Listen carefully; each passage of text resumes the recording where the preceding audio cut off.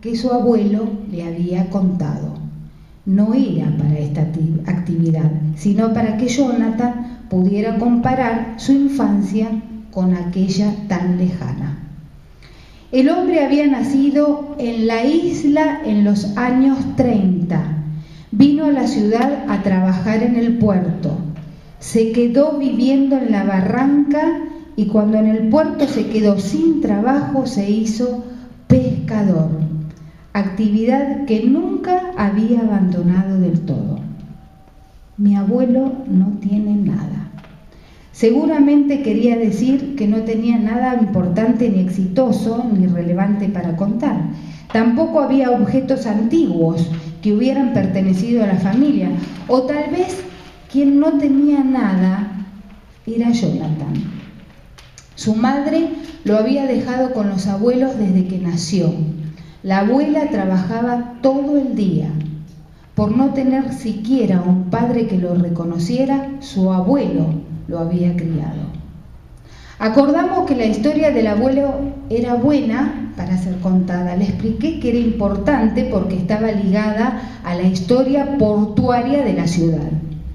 Unos días después, Jonathan trajo, escrita a mano en 2 hojas de carpeta, la biografía de su abuelo. Unas compañeras le habían hecho una hermosa encuadernación. Su expresión de orgullo era inocultable. La mañana de la reunión con los abuelos, que estaba pactada para las 9:30, se había convertido en un incesante ir y venir desde la cocina hasta el salón y desde ahí hasta el salón de reuniones donde habían dispuesto los objetos de la muestra en una larga mesa.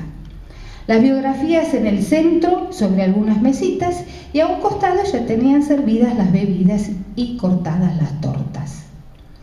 El comité de bienvenida estaba preparado junto a la puerta de entrada. Otros esperaban en el salón de actos listos para sentar a los abuelos. Algunos se preparaban para explicar las actividades que habían desembocado en la muestra. Otros aprovechaban para hacer todas las cosas que no se pueden hacer durante los días de clase normales. El grupo estaba formado por 2 cursos, es decir, 60 alumnos, y yo estaba en la cocina agradeciendo la colaboración de las porteras. Entonces Jonathan me llamó desde la puerta. Profe, vino mi abuelo, ¿viste? El abuelo quería hablar conmigo antes de entrar al salón de actos. Un hombre alto, muy flaco, prolijamente vestido. Se sacó la gorra, la puso bajo el brazo, me tendió la mano con timidez y me dijo: Don Páez, para servirle, aquí le traigo. En la mano izquierda sostenía 3 libretas negras, de las antiguas, con tapas de hule. Sonreí, asentí, sin saber todavía de qué se trataba. La primera estaba llena de fechas y números escritos con lápiz tinta.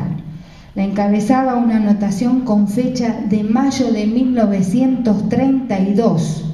Y había un dato cada 2 o 3 días en cada renglón.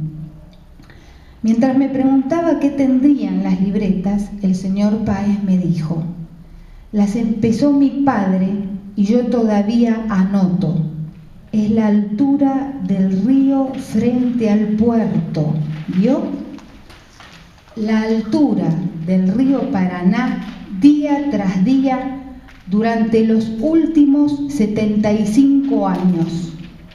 No creo que la Prefectura Naval conserve documentación tan antigua.